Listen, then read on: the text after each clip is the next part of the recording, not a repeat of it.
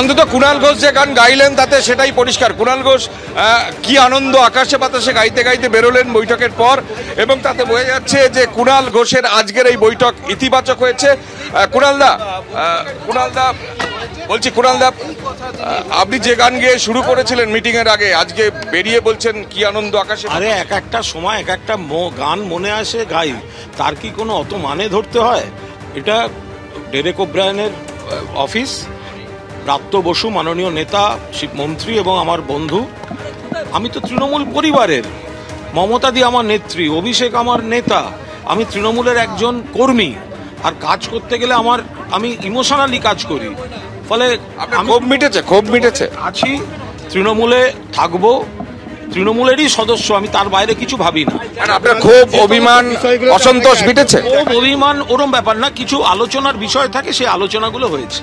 কিন্তু যিনি আপনাকে সাধারণ সম্পাদক, রাজ্য সাধারণ সম্পাদক পদ থেকে সরিয়ে দেওয়ার চিঠিতে সই করেছিলেন, তার বাড়িতে এসে বৈঠক করছেন। এখন আমি যেহেতু কোনো চিঠি পাইনি, ফলে আমি তো অফিসিয়ালি কমিউনিকেটেড নই। এবার কোথায় কি হয়েছে তারা ভালো বলতে পারবেন। স্টার ক্যাম্পেনার হিসেবে আবার প্রচারে নামবেন? আমাকে দল যেখানে প্রচারে পাঠাবে, যদি কোনো অ্যাসাইনমেন্ট থাকে, আমি তো ইতিমধ্যে গতকাল থেকেও আজকেও কয়েকটা অনুরোধ পেয়েছি কয়েকটা জায়গায় যাওয়ার। তা আমি সময় সুযোগ সেগুলো হলে আমি দলের কর্মী বক্তা হিসেবে আমি কেন যাব না।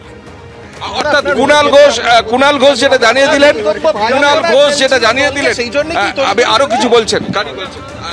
কুণাল ঘোষ যেটা জানিয়ে দিলেন যে তিনি দলের অ্যাসাইনমেন্ট পেলে তিনি প্রচারে যেতেও রাজি।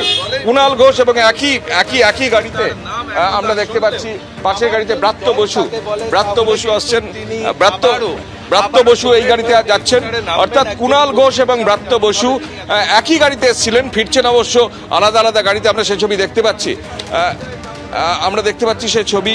ব্রাত্য বসু এখানে আছেন, একই গাড়িতে এসেছিলেন কিন্তু আলাদা আলাদা ফিরলেন। এবং ব্রাত্যদা, আজকের বৈঠক, হ্যাঁ লাইভ আছে, আজকের বৈঠকে কি হলো? বৈঠক, আমরা ইলেকশন নিয়ে কথা বলতে এসেছি। আমরা দুজন তৃণমূলের লোক, আরেকজন তৃণমূলের লোকের বাড়িতে এসেছি। এটা আলাদা করে আপনারা এত আন্ডারলাইন করছেন কেন আমি জানি না। তাকে নিয়ে এসেছেন, তাকে তো রাজ্য সাধারণ সম্পাদক পদ থেকে সরিয়ে দেওয়া হচ্ছে, স্টার ক্যাম্পেনার থেকে সরিয়ে দেওয়া হয়েছে। দলের প্রতি অসন্তোষ ব্যক্ত। আমার মনে হয় যে এগুলো নিয়ে কথা বলার সময় একটু ধৈর্য ধরুন, খুব শিগগিরই দেখতে পাবেন কি হচ্ছে। এগুলো নিয়ে আমি খুব বলার জায়গায় নেই। আমাকে ডাকা হয়েছিল, আমি সেই কারণেই এসেছি।